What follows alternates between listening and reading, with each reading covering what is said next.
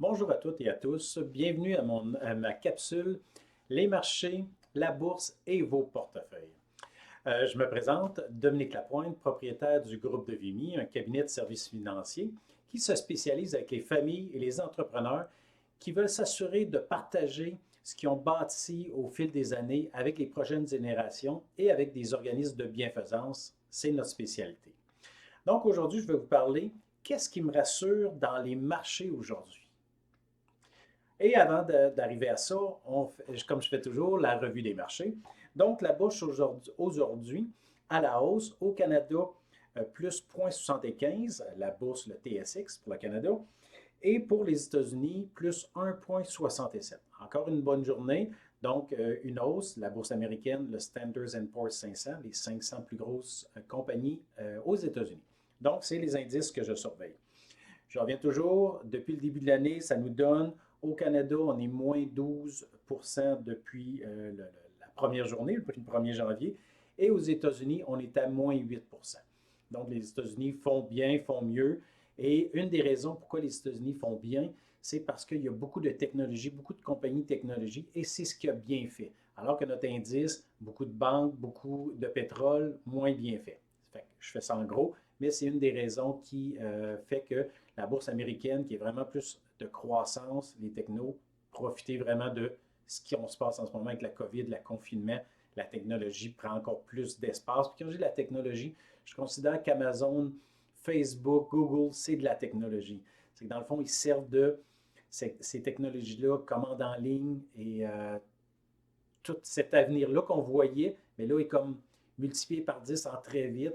Je lisais un article sur Spotify, rendu une des compagnies, je pense encore la plus grosse compagnie à la vente de RBC au niveau capitalisation au Canada, donc Shopify, excusez, on peut voir notre boutique en ligne par Shopify, qui disait que eux autres prévoyaient des choses à mettre en place dans les prochaines années. Ils ont été obligés de mettre ça en place dans les derniers mois parce que tout s'est accéléré. On a fait plus. Il dit bienvenue en 2030 parce que tout s'est accéléré tout plus vite. Et pour certains, ils vont trouver ça dur, mais pour d'autres qui étaient prêts ou qui ont pris le train qui passe, vont en profiter. Donc, pour parler des marchés aujourd'hui, oui, c'est une hausse. Qu'est-ce qui fait aussi que ça continue de monter? C'est encore, ben, je dis des rumeurs parce qu'on ne sait pas, mais la possibilité d'un vaccin, ça, c'est ce que le marché pense. Je vais voir, je ne partagerai pas mes choses, mais la possibilité qu'il y ait peut-être un vaccin ou peut-être des médicaments qui pourraient aider pour qu'il y ait moins de décès, parce qu'il faut bien dire, c'est pas le fait que les gens soient très touchés, hein. Ceux qui sont jeunes, ils n'ont pas de problème de décès. C'est vraiment les personnes âgées. Fait que si on peut avoir un médicament, peut-être pas un vaccin, mais un médicament qui peut empêcher ce taux de décès-là dans les personnes plus âgées, vulnérables, ça va pouvoir à déconfinement puis à recommencer notre vie normale. Et l'autre aussi, c'est que les investisseurs vraiment ils privilégient l'hypothèse d'une reprise économique en pensant avec un vaccin, en s'apercevant que la masse des gens qui travaillent ne sont pas affectés. Donc, c'est ce qui fait que les marchés reprennent. Je crois aussi, même s'il ne disait pas dans les articles, il y a aussi le fait qu'ils pensent que la Banque fédérale va être encore là à pomper de l'argent pour être sûr que la liquidité va être là. Et le gouvernement américain, peut-être pas bientôt, beaucoup de querelles, ils savent que les élections s'en viennent, mais qu'ils vont remettre encore beaucoup d'argent dans le marché pour aider. C'est peut-être pas l'individu, mais ça va peut-être aider les villes, les gouvernements, aider les compagnies. Et c'est un prochain projet de loi qui devrait s'en venir dans les prochaines semaines, mois, mais prochaines semaines qui devrait se parler, qui se parle déjà, mais qui devrait s'en venir. Ça fait carburer les marchés. Donc, c'est les marchés aujourd'hui. Comme je dis, depuis le début de l'année, j'ai dit moins 12 au Canada, moins 8 aux États-Unis. Aussi, ce qui est important, quand on dit le moins 8, c'est ce qu'on entend à la télévision, le moins 8. Et comme j'en parlais à un nouveau client d'aujourd'hui, c'est qu'il faut faire attention aux États-Unis. Le moins 8, c'est en dollars américains. Vu que notre dollar canadien a baissé, je n'ai pas regardé le dollar canadien et tout ça aujourd'hui, mais on doit être arrivé quasiment, la bourse américaine doit être quasiment à zéro en dollars canadiens. Et ça, c'est important parce que vos portefeuilles, quand vous investissez aux États-Unis, vous profitez que quand le, quand le dollar canadien baisse, ça fait augmenter la valeur des investissements aux États-Unis. Donc, ça compense. Ça, c'est une des choses. J'avais déjà parlé de la composition un peu de nos portefeuilles types, qu'on a quand même une bonne proportion aux États-Unis. L'erreur de beaucoup de gens, c'est d'être beaucoup au Canada. C'est bien d'être au Canada, mais on est très peu par rapport à la bourse mondiale. Et autre chose, pourquoi on est aux États-Unis? Ça serait facile de dire on savait que. C'est pas pour ça. c'est que j'ai toujours dit à mes clients, parce que nous, on vise d'avoir le moins de volatilité possible, le rendement vient avec, puis souvent, il vient encore il est meilleur que le rendement des indices.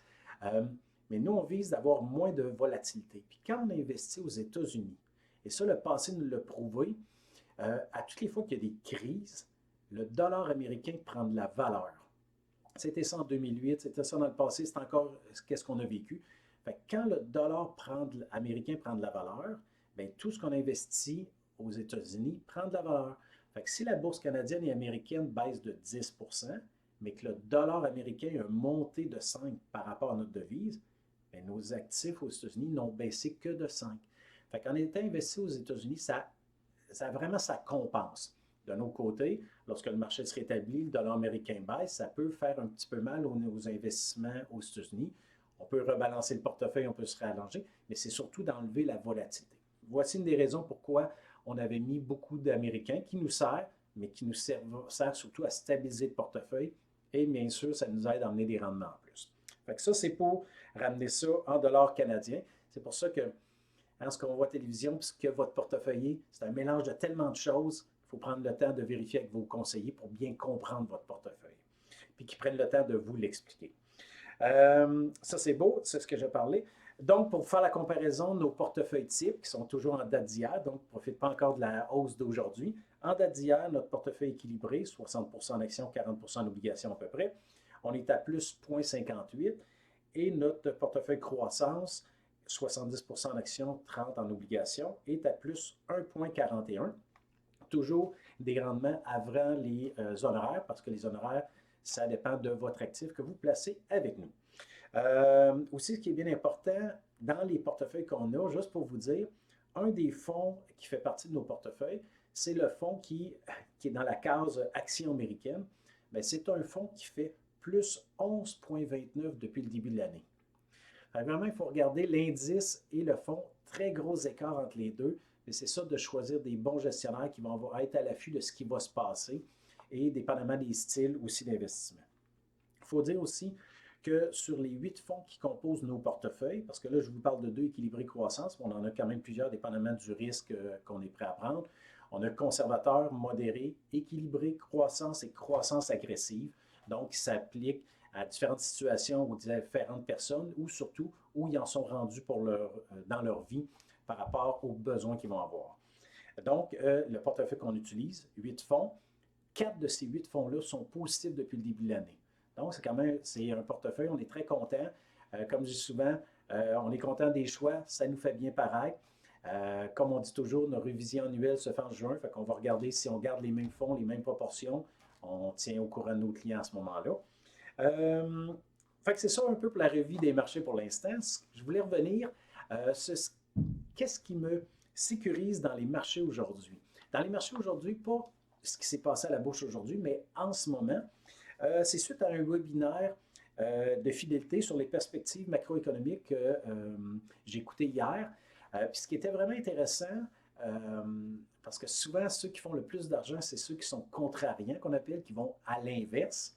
Et une des statistiques, c'est justement le sondage montrait, quand on demandait aux investisseurs, il y a encore 53% des investisseurs qui sont bearish.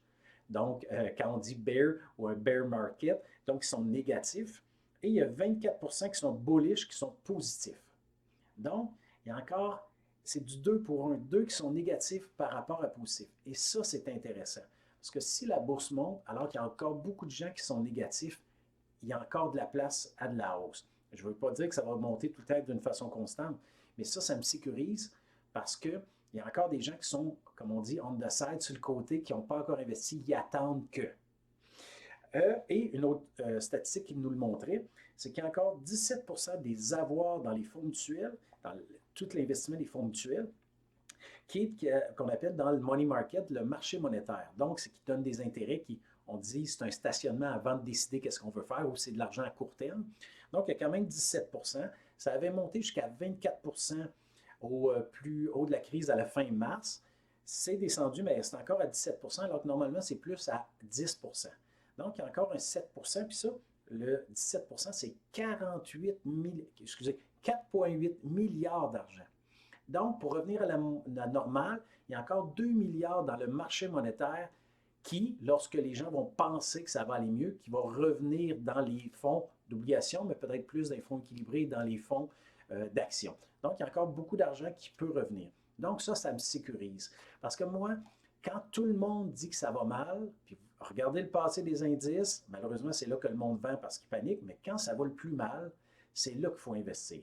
Et quand tout le monde trouve que ça va bien, l'économie va bien, tout peut toujours juste bien aller, c'est là que ça devient dangereux parce qu'il n'y a plus de place à ce que ça aille mieux. Quand tout va bien, c'est dur d'aller mieux. Je parle à la bourse. Donc, c'est là qu'il faut faire attention. C'est ces moments-là qui sont critiques. Alors que quand tout le monde pense que ça va mal, là, j'ai moins d'inquiétude parce que la chance que ça baisse encore est beaucoup de réduite. Fait que ça, c'est ce qui me sécurise. Je fais ça un petit peu court aujourd'hui. Pourquoi? Bien, parce qu'il fait beau et que moi, comme j'espère vous, on veut profiter du beau temps. Fait que vous allez probablement écouter cette capsule-là plus tard ce soir, le temps que je la mette en ligne. Mais j'espère que vous avez passé une belle journée. Moi, je vais aller en profiter pour la fin de la soirée. Et ce que je veux vous parler, c'est de la semaine prochaine. Beaucoup dans les dernières semaines, je vous ai parlé de notre fonds, notre fiducie de revenus immobilière. Bien, la semaine prochaine, je vais prendre le temps de vous l'expliquer comme il faut. Ça ne sera pas autant que, vous allez voir, je pourrais vous faire assister à des séminaires ou des webinaires plutôt sur cette compagnie-là. Mais la semaine prochaine, je vais vous en parler. Donc, de notre fiducie de revenus immobilière, on appelle souvent en anglais REITs. Les REITs qu'on peut acheter à la bourse. Le problème, c'est que même si c'est de l'immobilier très stable, quand c'est à la bourse, ça fluctue pareil.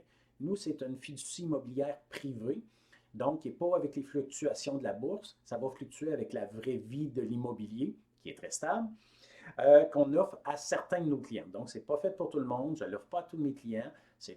Quand on est rendu là, si je peux dire, puis je vais parler de la semaine prochaine, les critères pour pouvoir investir dans ça. Ce n'est pas pour tout le monde. Des petits indices que vous devriez écouter ou parler à des gens qui écoutent notre capsule de la semaine prochaine. Ce fonds-là existe, cette fiducie-là existe depuis 4 ans et on a eu 48 mois consécutifs de rendement positif. 48 mois de rendement positif. Jamais eu un mois négatif.